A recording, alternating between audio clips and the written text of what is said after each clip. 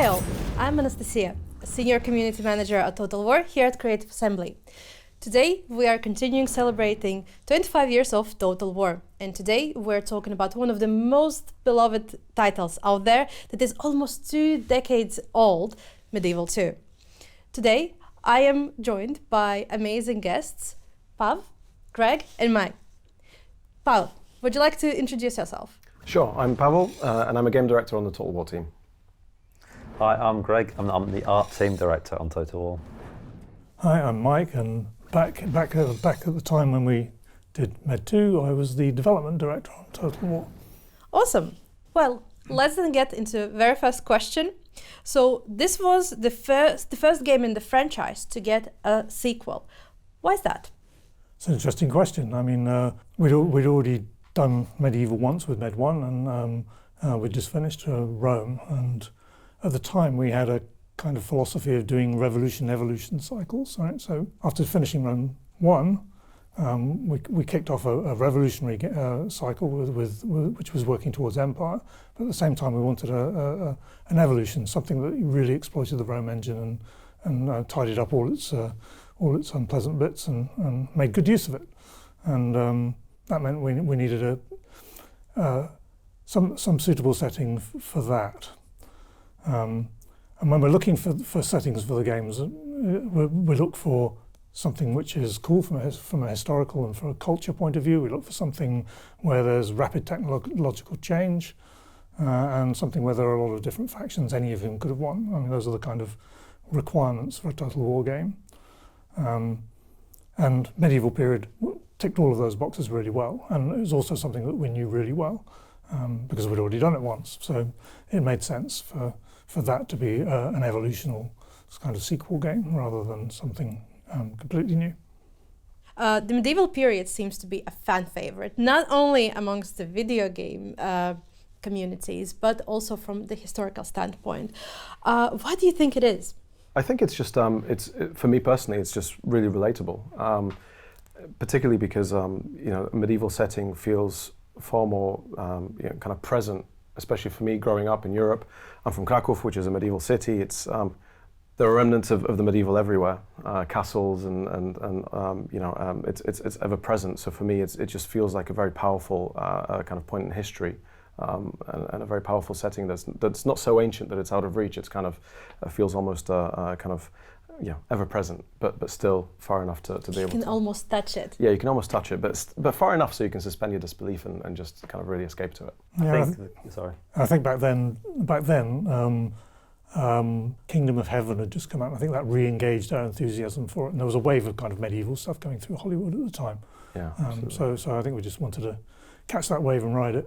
Yeah, I was going to say what Pav's mentioned, because a lot of us grew up with medieval building stuff. So I was living near Warwick. So you got this big, massive, looming castle always in kind of present. So it's just like always in like in our DNA, kind of, living in a medieval place. And also the buildings, I remember going back to Medieval 1 in the sense that we took inspiration from the buildings from there, doing all kind of like warped kind of like beams and things. Wasn't necessarily historically accurate because, you wouldn't build buildings like that, but that's what was our interpretations, what medieval buildings should look like. So it's just always, taking inspiration of your kind of, surroundings. And that's what's so great living in Europe and things, because we've got all this kind of medieval stuff. From the context of your discipline, what do you find was the most challenging and maybe most rewarding while working on Medieval 2? So for me, when I started on Medieval 2, it was my first game.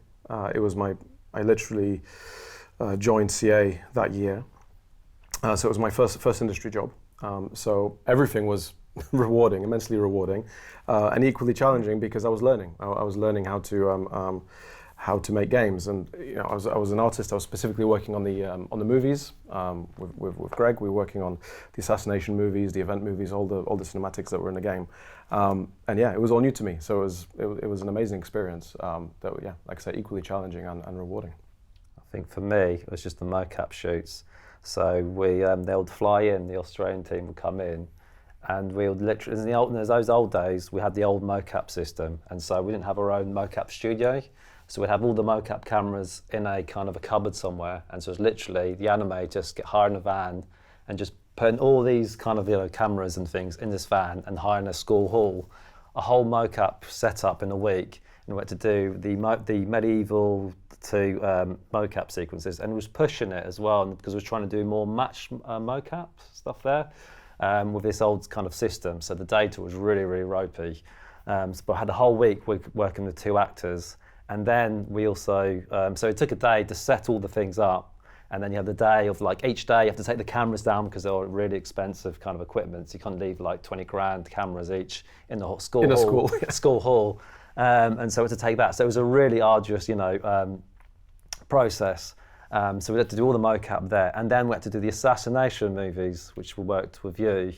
But then we didn't have any actors for that. So I think it was me. I think I put on working with Nick T. I had to put the mocap suit of the previous stunt coordinator. So it was all kind of sweaty. So I had to put all this kind of sweaty mocap studio, and I literally had an hour to do all these kind of Nick T directing these assassination movies. I remember messaging saying, "Oh, Greg, we need some run. We need you to stick your head out of a barrel and shoot a poison dart out of it, something." Just these really obscure kind of animations that we were missing because we were trying to recreate all of these mad assassinations. Very much inspired by the first Shogun, but yeah, just trying to figure different ways to kind of play those out. And yeah, just random animation requests. Yeah. You're like, okay, yeah, we'll have to get back in a suit for that one. Weren't we bound to school holidays as well? Yeah. So we couldn't really mocap until the school was out, so we can occupy the hall. And yeah, it was the same for Empire. Yeah, exactly. It was literally, you're right, I forgot all about that. So we just had to kind of go, we can't do it now. There's it's half term, and then it was literally get the kind of mocap van and just literally block book it. So there was that additional level of challenge that you also had to fit all of that into school holidays. Yeah. Yeah. Yeah, I think the other the challenge from a dev point of view was working with a team in Australia on the other side of the world, and it was a new team. We were building the team while we were doing it, and although the core of that team had worked on Rome 1 on the core engine in the studio with us in Horsham, transplanting them back out, taking out some people to be the seed for that new team, and then getting them all up and running, and that's not an easy thing to do. Yeah, because I remember we had one animator as well, Andrew Bedford, who wasn't part of our team. We worked with Spartan Total Warrior. That's when was all the animation team. And then once that project was finished, we just literally went on to help out Medieval 2. So he went on into Medieval 2. So we had that kind of the learnings that we learned from Spartan Total Warrior. That was where we started doing the match animations. And we were starting to understand about readability of animations, because if you look at Rome and stuff, it was just literally what we learned from the sports days was just literally just mocap it, do a few tweaks there. But we learned from the process of Spartan Total Warrior, taken into kind of Medieval 2, is to kind of have that more readability. So we started having the match combat, making it a bit more theatrical. And I think some of the animations we have got running in and charging up and leaping in the air just to break that silhouette. Rather where kind of the Rome, if I remember correctly, probably remembering now, but I think the Rome total animations were just literally fairly static on the ground. They weren't jumping up as so much. A bit more dynamic with Med. Yeah, for sure. I think you can feel that in the final game. The charges in Med 2 were definitely the best thing we'd done from that point of view for so far, and I think probably better than it was in some of the subsequent games as well. Yeah. Those leaps on charge were definitely really good. I still remember to this day when I first saw the trailer when we put it together, that kind of guy leaping from the infantry was good stuff. Yeah, we also upgraded the kind of how many bones we put in the skeleton as well, because for Rome we didn't have any shoulder bones, so you just literally had these bones here. But for Medieval 2, we added the shoulder bones, so when you get some actions, you can actually, do these two-handed sword swings, which you couldn't do so much in Rome. So it was kind of upgrading kind of the animation system. But I think the whole of the battle side did particularly well with Medieval 2, partly because of Bob Smith, the legendary Bob Smith, he was the programmer who wrote the core AI for Shogun and Medieval and Rome. For the battle side, and he was a great designer as well. And he went out to Oz and was the equivalent of the game director for the project.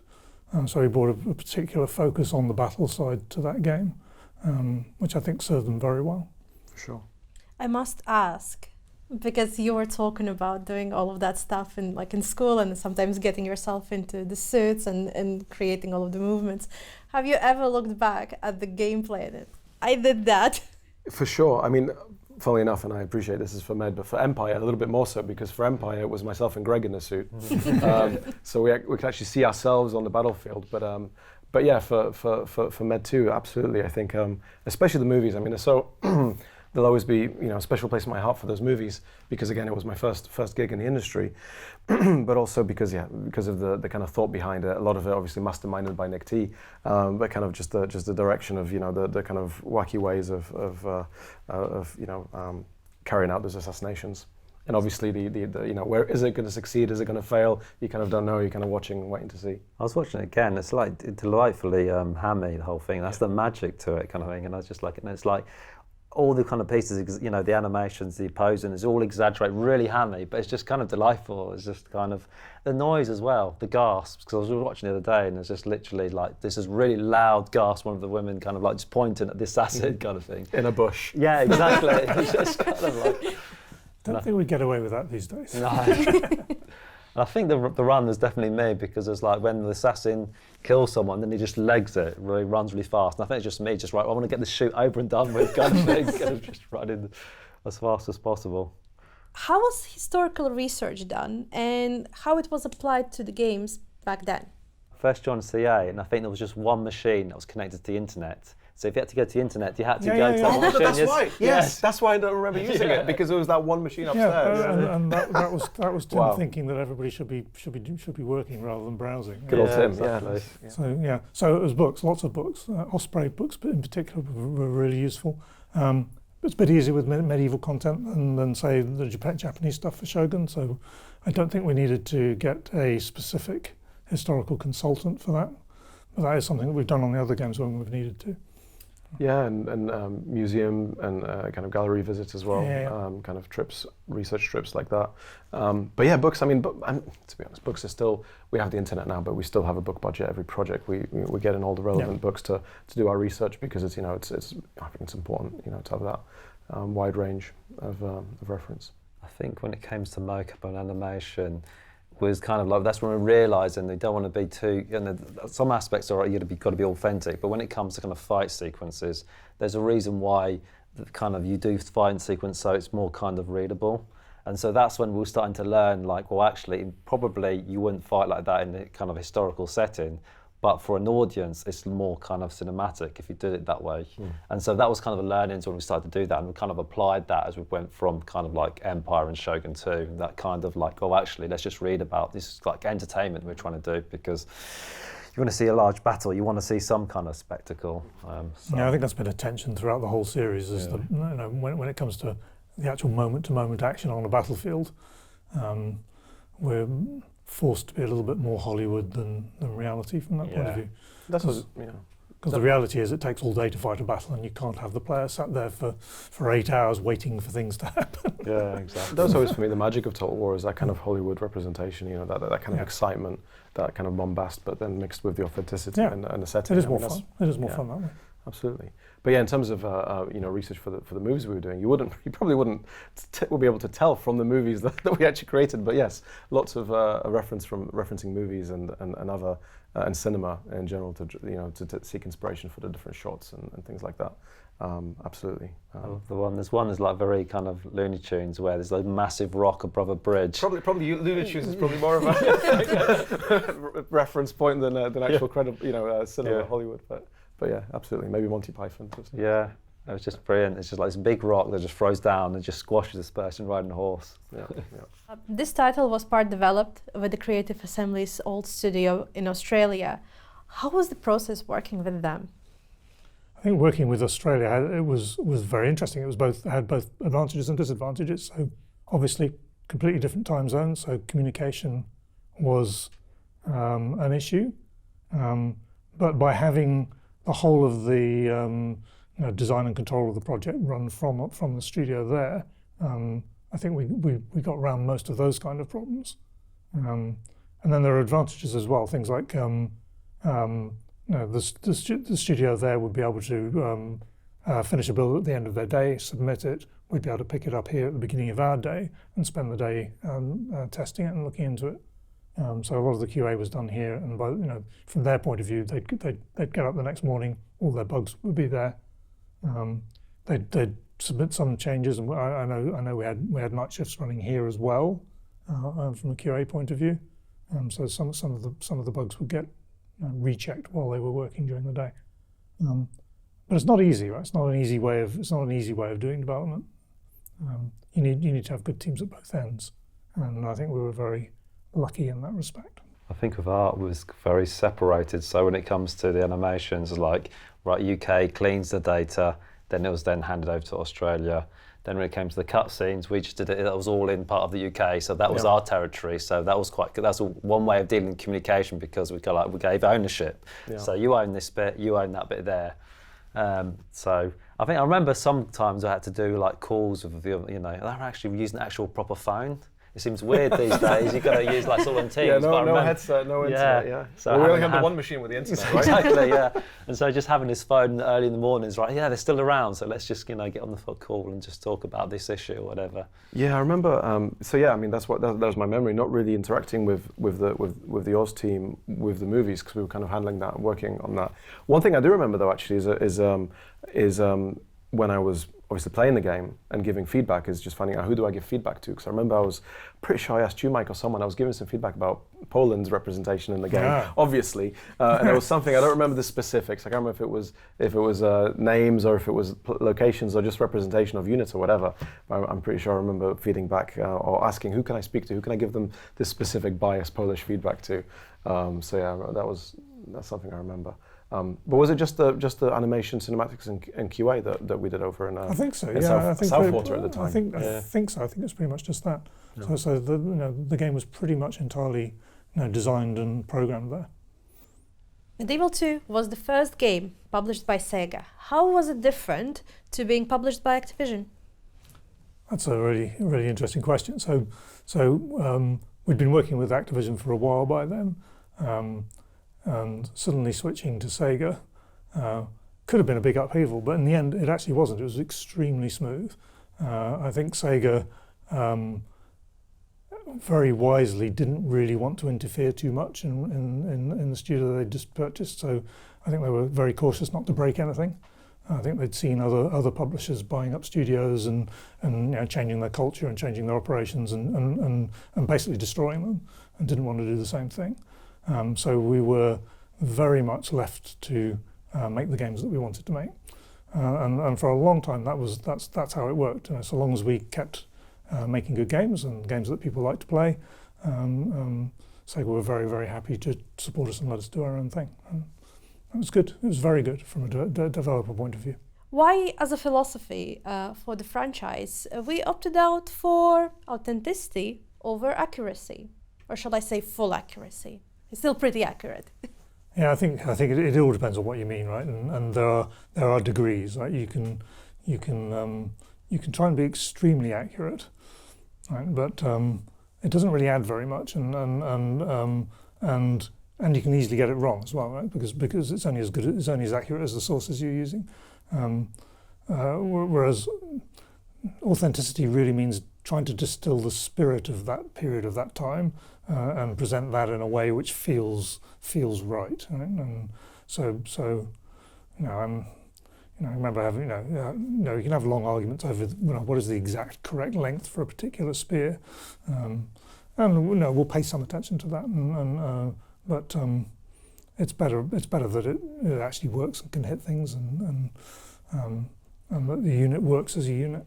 It reminds me of like when we put mocap first in Think for Rome. We got this person, an actor, just like literally breaking things, the actual wooden props.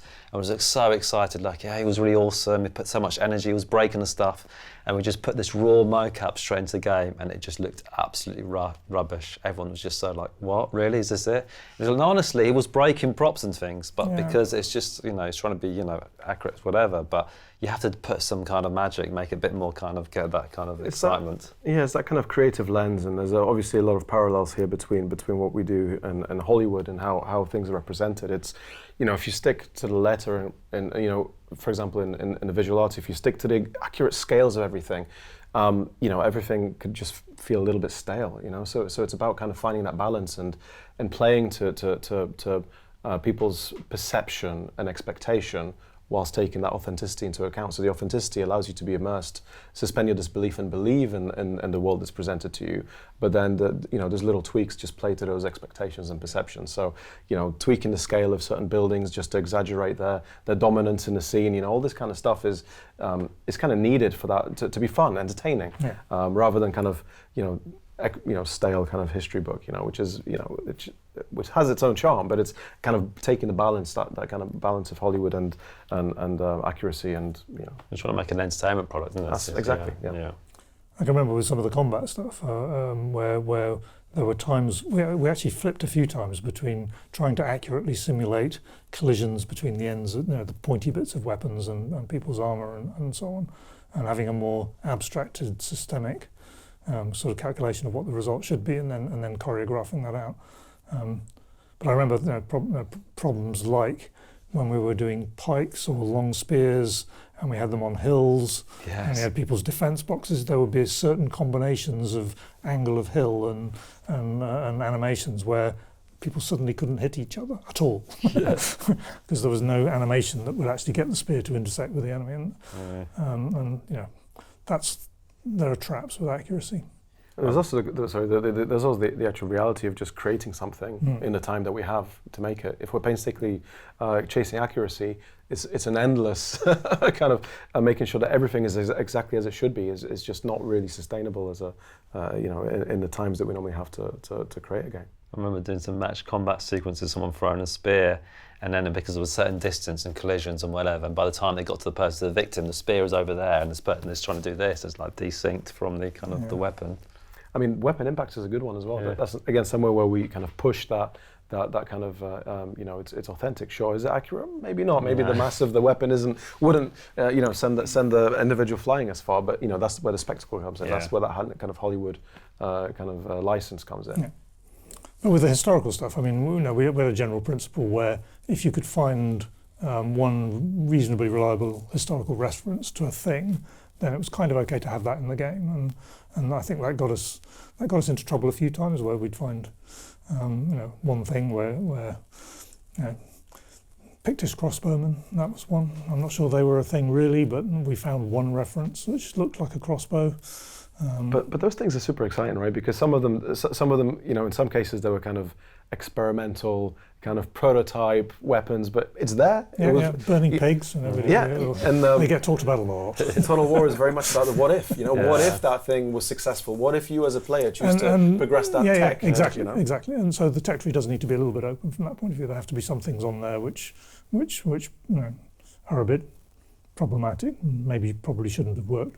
But if you, as a player, choose to pursue that particular path, great. You have the tools. Absolutely. We write history. Yeah.